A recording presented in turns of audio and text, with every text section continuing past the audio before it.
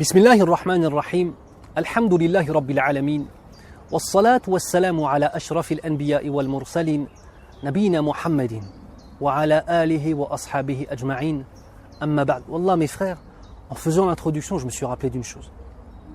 Wallah, والصلاة والسلام على أشرف الأنبياء والمرسلين نبينا محمد.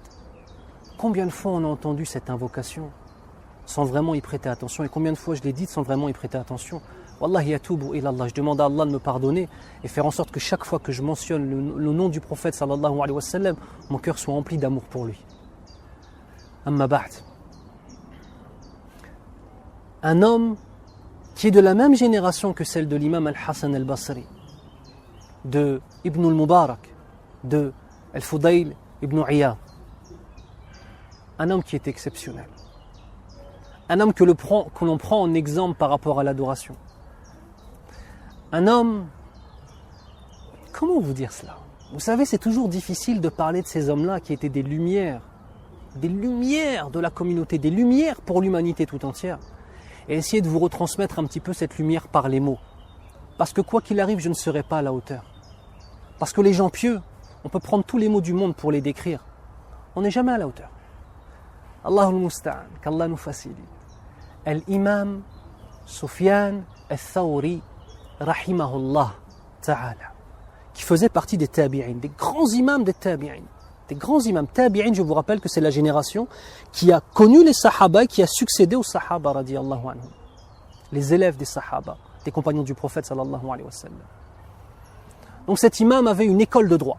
Tout comme l'imam Malik par la suite a eu son école de droit. Tout comme l'imam Abu Hanifa, l'imam Shafi'i, l'imam Ahmed rahimahumullah jami'an. Et il avait donc des élèves. Un jour, il devait changer de maison. Alors bien évidemment, ses élèves sont venus porter ses meubles. Enfin, ses meubles. Le peu d'affaires qu'il avait, le peu de meubles. Tous sont en train de s'occuper à porter le peu de choses qu'il y a et faire partir d'une maison vers la nouvelle maison. Un des élèves arrive quelque peu en retard. Et en croisant les élèves qui sortent de la maison et qui chargent cela sur des mules et sur des chevaux, il voit à peu près le peu de mobilier qu'il y a. Et il repère le mobilier, peu importe ce qu'il y avait.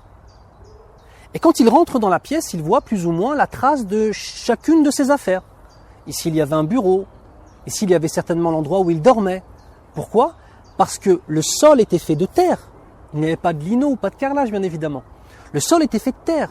Et donc, là où un meuble était resté longtemps, eh bien forcément, on voyait la trace de ce meuble. Et il voit un meuble dont il ne comprend pas l'apparence. Enfin, pardon, il voit les traces d'un meuble qu'il ne comprend pas.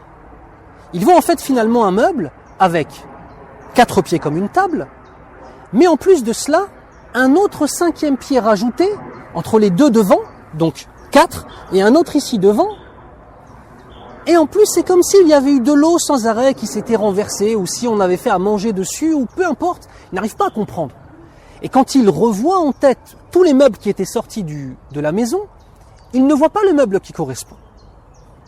Pris de curiosité, il demande aux autres élèves, « Ya ikhwani » écoutez bien, « Wallahi ajib » oh mes frères, où est le meuble qui était posé là?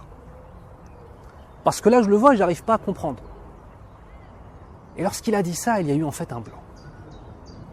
Vous savez, ce genre de blanc où la question met mal à l'aise et nous met face à l'imperfection de notre âme. Ou quand une question est posée, ou quand par exemple on entend un dars ou une khutbah, et qu'on se rend compte à quel point on est loin de ce qu'on devrait être en face de notre Seigneur. C'est ce genre de moment qui est arrivé. Les hommes autour de cet élève ont honte de donner la réponse. Wallah, j'ai honte de vous la dire. Simplement, ils lui ont dit, ici il n'y avait pas de meuble, yahi. Ça c'est l'endroit où l'imam fait ses prières de nuit. Qiyam al-layl. Tellement il a prié et tellement il est resté longtemps en soujoud, en prosternation. Ses pieds, ses genoux, ses mains et sa tête ont creusé le sol. Et tout à l'heure, je vous ai dit 5 piliers, mais en fait, c'était 7 piliers.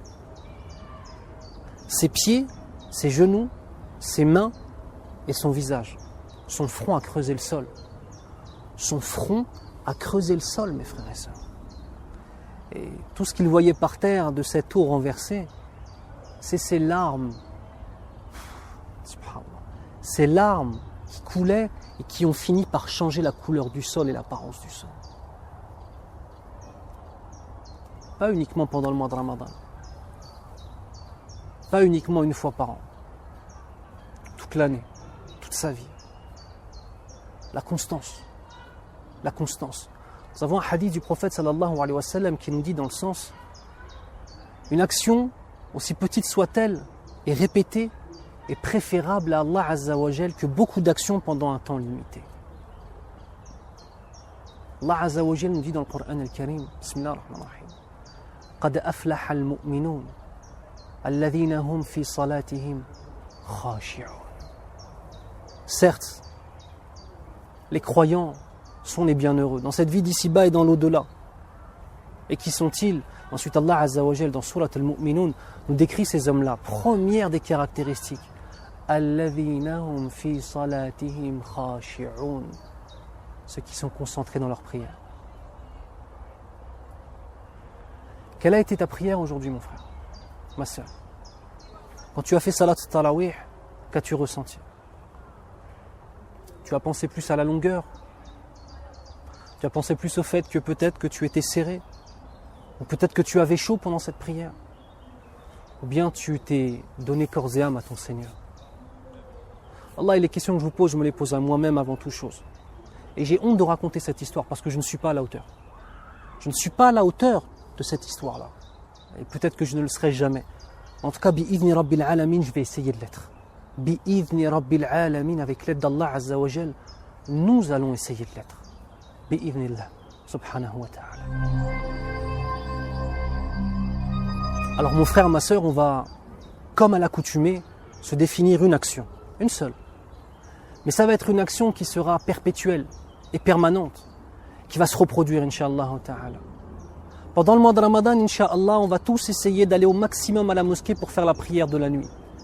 Mais la prière de la nuit ne meurt pas avec la fin du mois de Ramadan, tout comme l'islam n'est pas mort avec la mort du prophète Mohammed sallallahu alayhi wa sallam. Alors on va essayer de se passer un serment entre nous, de se lever la nuit et de prier toute l'année, une nuit par semaine. Une seule nuit. Une nuit. Et Qiyam al-Layl, mes frères et sœurs, tu peux soit le faire après Salat al-Isha, soit tu peux le faire dans le dernier tiers de la nuit, en te levant simplement une demi-heure avant la prière du Subh. Simplement une demi-heure. Le dernier tiers de la nuit étant bien évidemment l'endroit, enfin le temps, le meilleur des temps, parce qu'Allah Azza wa Jal exauce toutes les du'as à ce moment-là. Alors on va essayer d'instaurer une continuité dans nos actions et instaurer une intelligence et une responsabilité dans nos actions, Inch'Allah. Prendre, et c'est toi qui vas le définir, je ne vais pas le définir pour toi, que tu prennes et que tu te dises une fois par semaine, et tu prends un calendrier de 2017-2018, et pour les années d'après, pareil, 2018-2019, ila akhirihi. Et tu vas te dire, voilà, ce sera le jeudi soir, ce sera le vendredi soir, ce sera le samedi soir, et l'idéal étant parfois de changer, Inch'Allah ta'ala, au moins tous les 2-3 mois de changer afin de faire en sorte que ce ne soit pas uniquement pendant toujours cette même nuit que tu le fasses. Bi'idhni rabbil alamin. C'est avec la constance qu'on va changer. Et quand on changera nos enfants. Et quand nous on aura changé et que nos enfants auront changé, alors à ce moment-là on pourra commencer à changer la société autour de nous, la communauté musulmane, puis les autres communautés que nous avons autour de nous, Inch'Allah ta'ala. Responsabilité, continuité et intelligence sont les mots d'ordre dans la piété, Inch'Allah ta'ala. Alors mon frère, ma sœur, fais de cette histoire ta réalité, Inch'Allah ta'ala. Wassalamu alaikum wa rahmatullahi wa barakatuh.